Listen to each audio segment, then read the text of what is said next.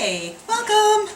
So we're gonna do a Mexican fiesta, and I'm gonna show you how to make a few different things. So the first thing that we're gonna do is we're gonna do a guacamole, and all we're gonna do is just cut our avocado in half. And just going to pop this out and just throw the avocado into a bowl. You don't have the avocado peeler? I do. I love my avocado peeler. But I'm not using it today. I do have an avocado peeler. It's wonderful.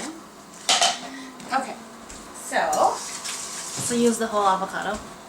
we're gonna use the whole avocado. I'm actually gonna do two because I like leftovers. And Take your knife and jab it in the middle. ooh, this one's a bit not as right. How many days do you think that before should we ask our hosts to purchase the avocados so they're at the right? Well, I purchased these avocados yesterday, but I have to tell you that sometimes when you go into a grocery store, they're rock hard. I know. So it's kind of a hit and miss. If they're not ripe, they will take about 3 or 4 days to ripen. All right, and I'm just going to quickly turn to the page that I want. This is also in the Yaya cookbook under Mexican Fiesta. And then I'm just going to take a lime and we're just going to put a little bit of juice in there. About a tablespoon or half a lime. Okay. And then we're going to do a tablespoon of the guacamole dip mix. And that's for one avocado, so I'll probably add a little more. Okay, and then I'm just gonna mix that up.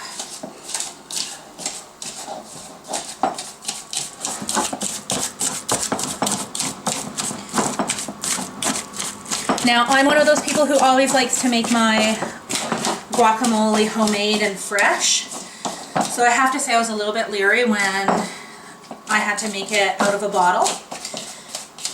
And I made it for my girlfriends the other night when they came over, and not only did I absolutely love it, even a little bit more than my homemade guacamole, but so did my girlfriends. They ranted and raved about the flavor. It was spot on.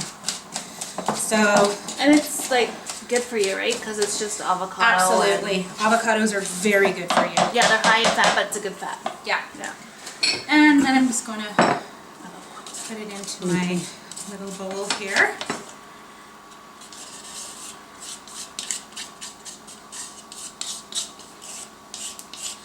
Now typically we want to wait about 15 minutes before we serve this to let the flavors really come through. Ideally, if you were making it at home, you might want to wait a half an hour. That's usually what the jar will say, is a half an hour, but at a party you don't always have a half an hour, so maybe 15 minutes, and that should at least give you an idea of the flavors, but I guarantee that if you try it a half an hour later, it will taste a little bit different. So we're going to put that there. And then we're going to do our salsa, and I'm just going to grab my food processor here. Now you can use a knife if you don't have a food processor. If you need a food processor, come see me. And I'm just going to take out the stems, and I'm going to do 2. You could use any kind of tomato. You could even use a tin. At parties, I've been using a tin of canned tomatoes, chopped tomatoes, diced tomatoes. Then you don't need a food processor. That works really well as also. So I'm just going to throw my tomatoes in here. And actually, these are pretty big tomatoes, so I might even have a little bit too much here. But but whatever. Just throw that in. Okay, and then we're going to do a tiny bit of onion.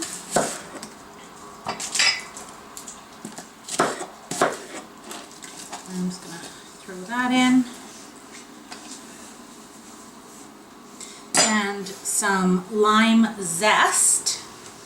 And I had my zester, so I was using it earlier. And I think it got put into the dishwasher. It did. Okay, I'm just going to rinse it off. I only used it for a lemon. So that's it. Okay, and then I'm just going to quickly get a bit of lime zest. Oh, you don't want the sticker though. Make sure the stickers are removed. And I think the recipe says a teaspoon of lime zest. You could probably use the lime juice as well. It would be fine if you didn't want to waste the other half of your lime. That smells so good.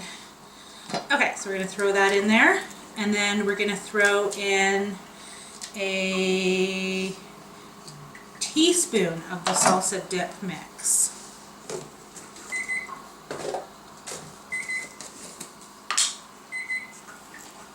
Just turn that off. Someone remind me that I turned that off, please. Okay, and then the dip mix, and then voila. And we're just going to push it through.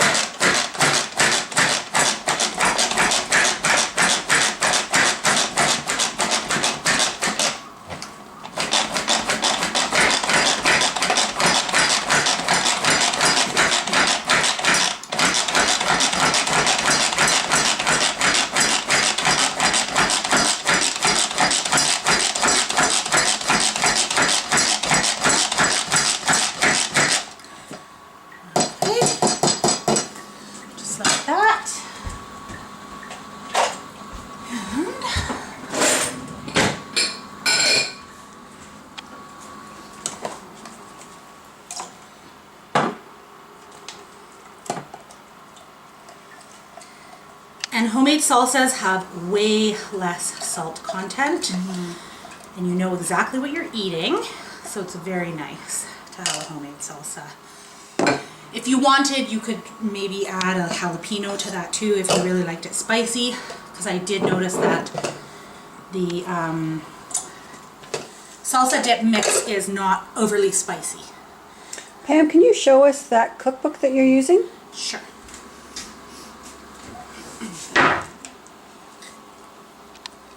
So this is it's not in the catalog, but you can buy it in the back office. All right, so now on here it also shows us how to make a homemade corn chip. Now I didn't do that. If you wanted to, and that was all you were doing at your party, and you were doing a whole Mexican fiesta, absolutely you can make your own corn chips. I just bought the scoops. They're easy, fast, but if you were gonna do a homemade corn chip, what you would do is you would buy the round tortillas. You could buy the corn ones if people are gluten-free, or you could buy the whole wheat ones if they're not. And then what I would do is I would take my Mexican oil and I would just baste. I'd lay 4 of them out. I would baste them lightly, and then I would actually cut them, because they're circles, so I'd cut them like a pie into 8 or 6 pieces, and then I would put them onto a baking sheet and into my oven, and I'd cook them for about 8 minutes and pull them out, throw them on my cooling rack, and you have homemade chips. And you've used another product. At like 400 degrees? Yeah, and actually it tells you 300 degrees. It actually tells you in the cookbook how to do it. So you could do that as well, okay? And that could be your Mexican fiesta.